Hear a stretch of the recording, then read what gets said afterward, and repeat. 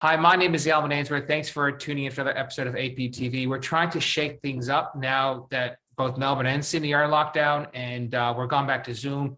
We're trying to make these interviews far more punchy, faster, and more relevant with what people, the challenges, opportunities, and just daily situations that both landlords, retailers, and everyone is dealing with. So I'm really lucky to get my friend Mawuse from Camper. Mawuse runs Camper in Australia, both in store and online and in New Zealand. Mawuse had a lot of conversations about how you've managed your customer engagement over this period when your stores may not have been opened up. And I know as a personal customer of Camper, I mean, your stores is the biggest part of the customer experience and the retail experience, which is not translated as well online.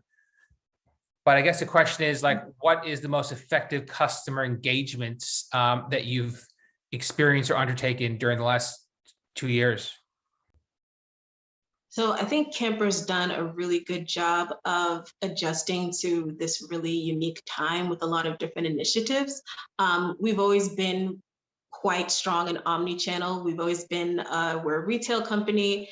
We have over 300 stores worldwide, and that's core to our DNA. But of course, during this time, it's been about, reaching out more digitally as well, making sure that and also working from an omni-channel perspective. So we do things like virtual appointments.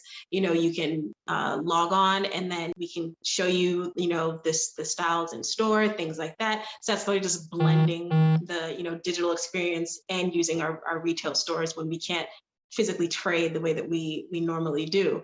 I think, and that's going along with, keeping all the main digital touch points as well.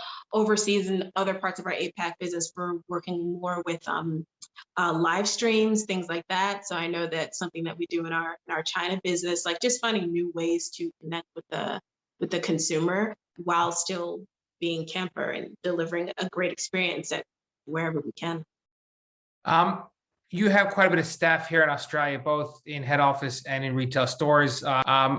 What are you doing to keep your team members and your staff engaged and protected during all this kind of interesting retail trading periods? Yeah, so a lot of what we're doing is just trying to keep the communication as consistent as possible. So we still have weekly meetings, with our teams. We still also, again, going back to our omni-channel approach. So we do fulfill from our stores, from certain stores online.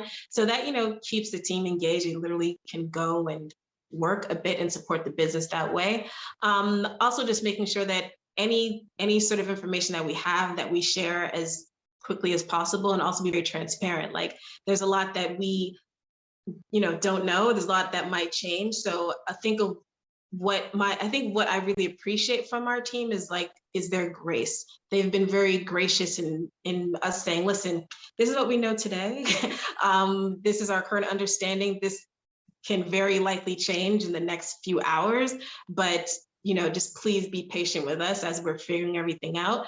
And I hope that speaks to the respect that we have for the teams, because anyone who says that they understand exactly what's going on, I would definitely challenge them on that. So.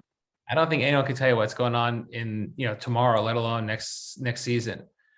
Camper has proven to be quite resilient, and you yourself have been quite a resilient leader during this entire period. What's your secret to your resilience? Well, thank you for that. If I'm a resilient leader, I think it is going back to just acknowledging our vulnerabilities and just not trying to be something that we're not.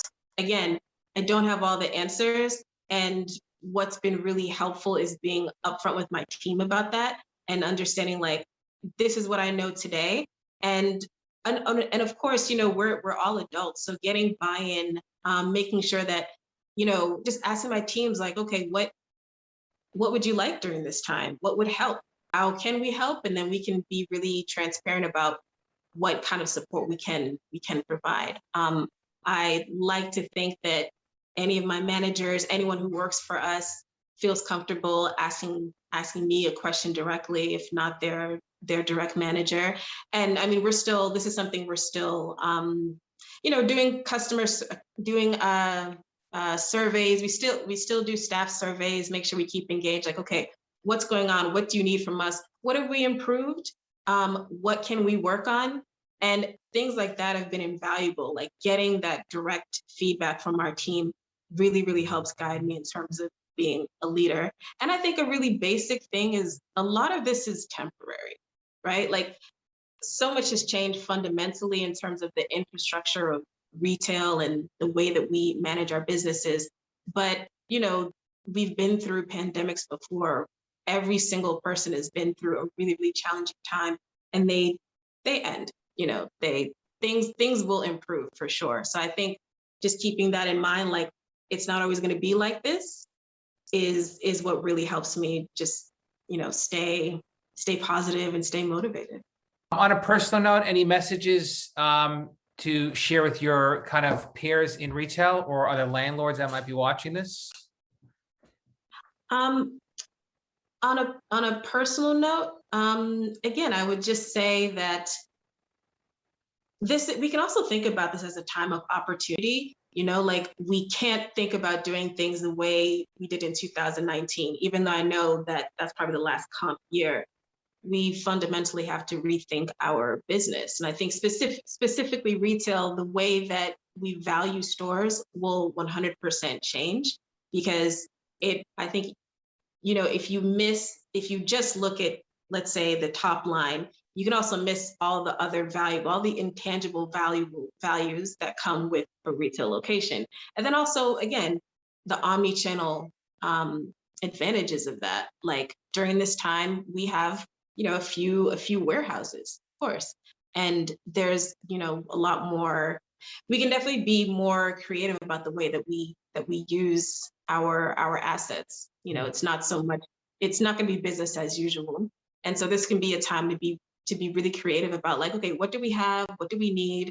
What can we do differently? Especially something like a lease where you're in for years. It's not always so easy or maybe it's not even realistic or relevant to say, okay, let's just get out of it. Maybe it's saying, maybe we rethink how we use the store. Yeah. These are all really good advice from a global retailer that really practices on a very localized personal business. And it's great to hear your insights. So thank you very much for taking the time. We really, really appreciate it.